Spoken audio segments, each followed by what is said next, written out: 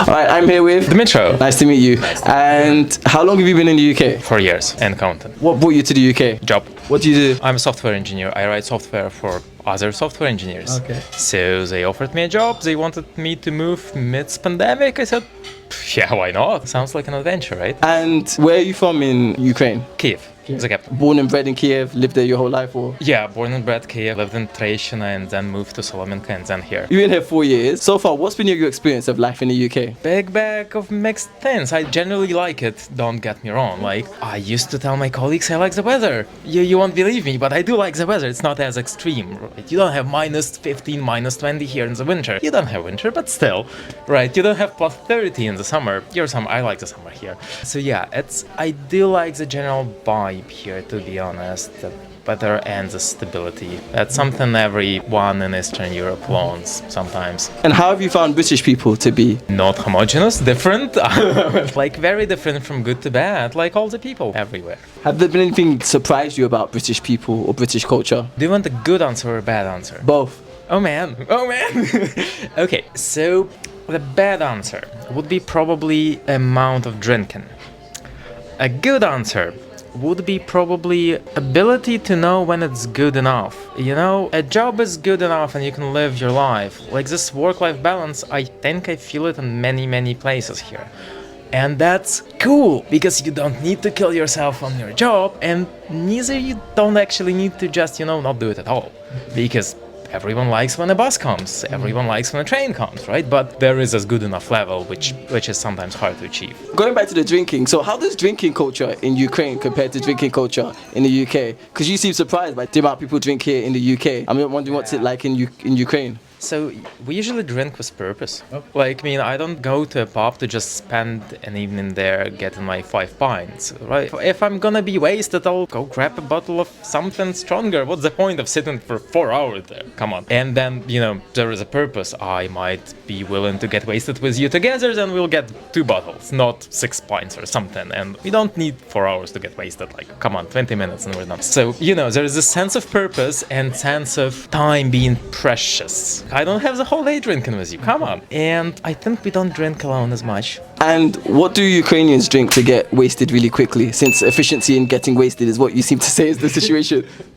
Well, it depends on how much money you've got and what the company. So you can go anywhere from cheap vodka to very nice cognacs and to nice horilkas with peppers and stuff like that. Then you can always drink like beer. And if you're drinking on the street with mates and stuff in the evening, well, we don't have as many pubs, so we don't usually go there. Usually drink somewhere in the street. You just go grab good old Obolony or Chernigivsky and whatever and just drink the whole evening. What do you hate most about the UK? Oof. Probably the same thing I hate about most of the places. Humans have this incentive not to do enough when not under pressure or not under spotlight. We've got it in Ukraine, it's a very old and known picture. I've got a little bit the same here. They bought some COVID stuff from their mates for inflated prices, who could have guessed? But it would have never been anywhere unless some papers brought it up. You all know the Grenfell story all too well. So, I hate when people don't do good enough job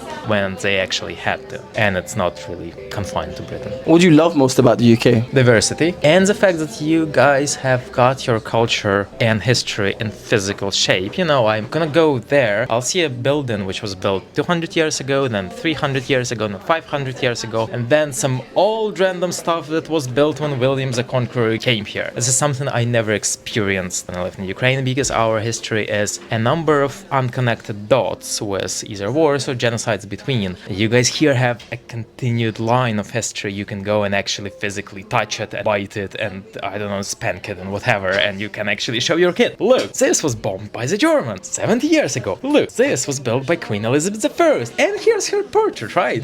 And we've got, okay, this was done 50 years ago, and that stuff was done 500 years ago. No one knows what's in between. Don't ask questions. That's a little bit of it. That's a really good point. I think we sometimes forget the importance of preserving history and how it's so important to the identity of a country when that's lost or not preserved as much. It makes it a very hard experience. You never know it until you actually see it. It's an underappreciated words. It's and I can say this. Underappreciated. This word. Yeah, it's very hard to explain to someone who doesn't know the difference. And it was equally hardish to explain to my peers from Ukraine when I'm saying like, these guys, they have histories that they can actually touch, like year by year. And they're like, what do you mean? Like, it doesn't make any sense, right? You don't touch history. It just doesn't exist. It's not here. There's this, sense of history being present in your real everyday life. It's very, very. I mean, come on, Holland Park is such an old station. But in Ukraine, it's like museum grade stuff, and you just live in it. So, as a Ukrainian, how do you feel you're treated in the UK? So, when you tell people you're from Ukraine, where it comes up in conversation, what kind of response do you get? I never had any negative responses or anything. Obviously, with the latest events and this being recorded in 2025, people know a little bit more of Ukraine and not from the positive side. Everyone knows, oh yeah, war and stuff. But people are generally curious to learn what's happening and why, and I usually try to explain as much as I can in the terms that can be appreciated and understood, because we live quite far, and the life on different sides of Europe is different, and sometimes it's a little bit hard to explain. Again, just like with history, if you don't have perspective, it's really hard to understand. That's why what you do is quite important, because you bring perspective and you learn the perspective yourself. Thank you. What do you think people should know about Ukraine, whether it's the current situation in Ukraine or just overall about Ukraine that maybe is going unmissed in modern media or current affairs? Whatever they want. I mean, if I don't care about the country A, I'm not gonna learn anything about the country A because someone said me. So, if you're curious, go read some history. If you're not, don't bother.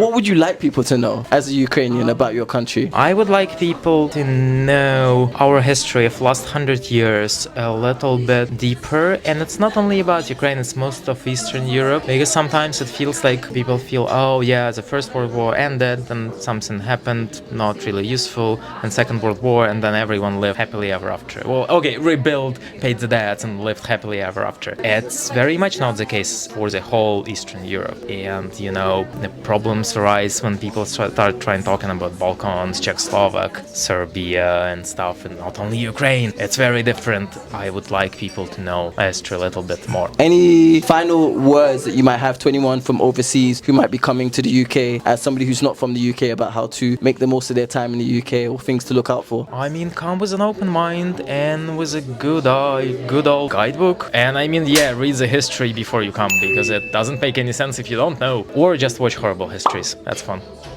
All right, fantastic. Thank you so much.